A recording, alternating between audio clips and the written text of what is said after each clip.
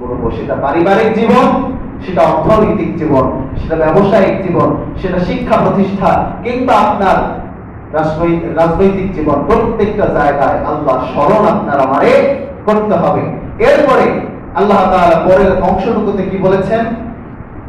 ফাকুরুনি আযকুরুকুম ওয়াশকুরুনি, তোমরা আমার শুকরগুজার বান্দা হও। কি গুজার বান্দা হও? শুকরগুজার করতে আল্লাহ তাআলা এখানে বলেছেন।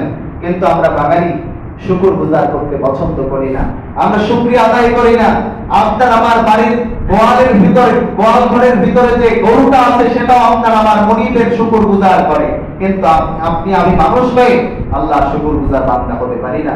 দেখবেন 7-8 দিনের বাছুরটাকে বেঁধে রাখা হয়, সারা রাত বেঁধে রেখেছে, সকালবেলা দেখবেন বাছুরটার চোখের এক কর্নারে পানি ভিজে আছে, কান্না করেছে, মা গো তোমার মালিক কত নিষ্ঠুর, দেখো আমাকে বেঁধে রেখেছে, আমাকে বেঁধে রেখেছে, আমাকে তোমার কাছ পর্যন্ত যেতে দেয় না, দুধ খেতে দেয় না, সারা রাত বেঁধে রেখেছে, তুমিও তো আমাকে একটু বাঁচাতে আসলে না।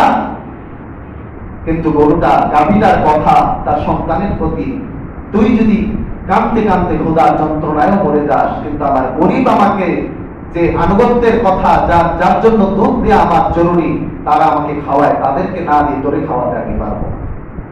এটা হচ্ছে মনিবের প্রতি আনুগত্য। আপনার আমার ওয়াক, আপনাকে আমাকে বিনা দ্বিধায় যে পরিমাণ সূর্যের তাপ আপনি আমি পাচ্ছি, 773 কোটি সেন্টিগ্রেড তাপমাত্রা আপনার সারাদিন আমাদের দৈনিক দিনে আমাদেরকে দেয়া হয়, 773 কোটি। এটা যে আপনাকে আমাকে দেয়া হয়, বাড়িতে আপনার আমার কারেন্ট বিল, আপনার লাইট জ্বললে, ফ্যান জ্বললে মাসে মাসে আপনার আমার কাছে বিল ধরিয়ে দেওয়া হয়, ঠিক না? যে আপনার বিল আসছে, এত আপনাকে বিল দেওয়া লাগবে। আল্লাহ এই যে সূর্যের তাপ, সূর্যের আলো আপনাকে আমাকে না চাইতে দিচ্ছেন, এটার জন্য কি কখনো জিবরাইল আলাইহিস সালামকে পাঠিয়েছেন যে এটা আপনাদের জন্য বিল, এই বিল না দিলে আপনার সূর্যের আলো দেওয়া হবে না? এরকম হয়েছে কখনো? আলহামদুলিল্লাহ বলেন।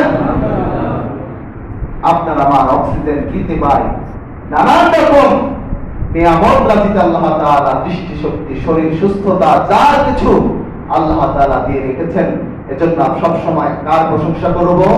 আল্লাহর শুকরিয়া আদায় করব। আল্লাহ বলছেন, বান্দা শুকরগুজার হও, নিয়ামত বাড়িয়ে দেব। সুবহানাল্লাহ।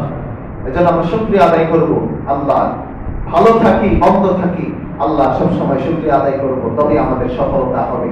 এরপর আল্লাহ তাআলা বলছেন, ওয়ালা তাকফুরু